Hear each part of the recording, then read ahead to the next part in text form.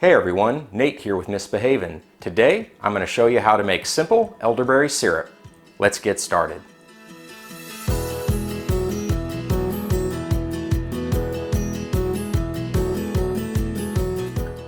You'll need the following equipment: a 2-cup measuring cup, a potato masher, a small saucepan and lid capable of holding 8 cups, a measuring cup, a small mixing bowl, and strainer.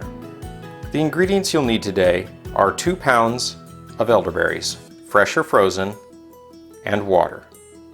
Okay, to get started today, we're going to add our elderberries to our pot. Elderberries have a very potent dye, so be careful about spilling them.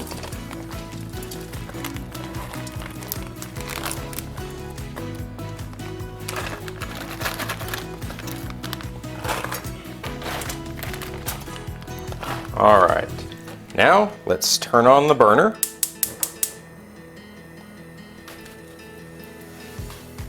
We're going to put it to low or medium to start, and we're going to add 1 cup of water.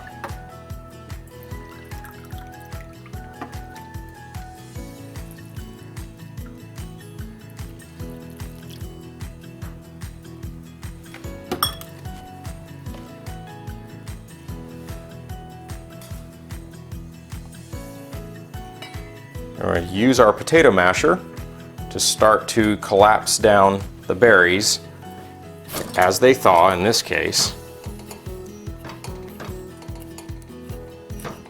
It is a very full pot, so we're going to add 1 more cup of water.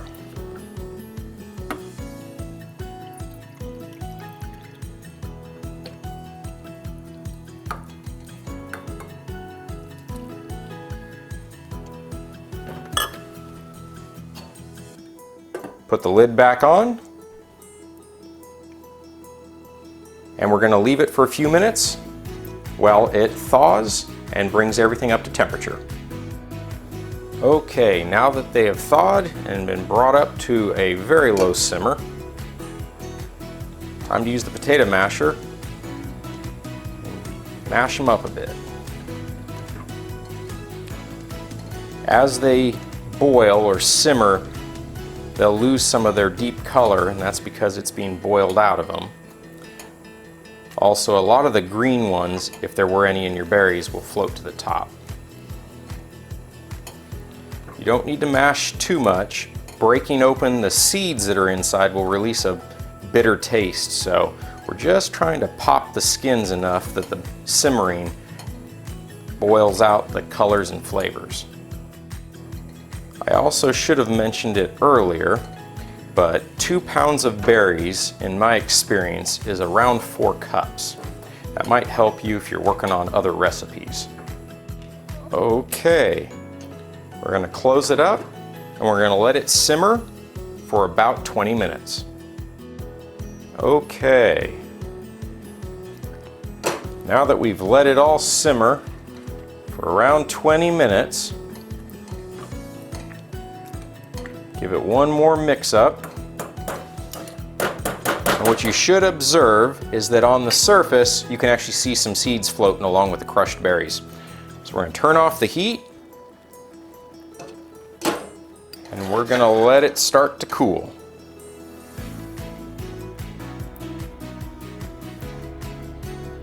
Once the bubbles quit bubbling so much, we're going to run it or pour it through a strainer into a mixing bowl. Okay, time to pour it through the strainer. Go slow, you don't want it splattering.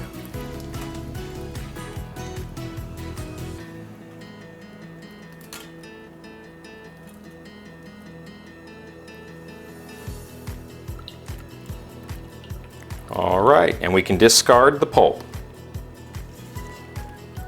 And there's our juice. Let's see how much we ended up getting.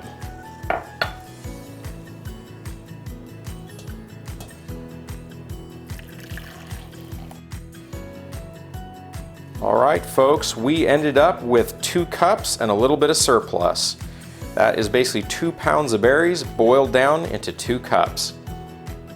The next step would be to let it cool, put it into a Ziploc bag and freeze it, or in my case, I use the bags from my vacuum sealer and just heat seal them shut, put them in the freezer and store it that way until I'm ready to use it.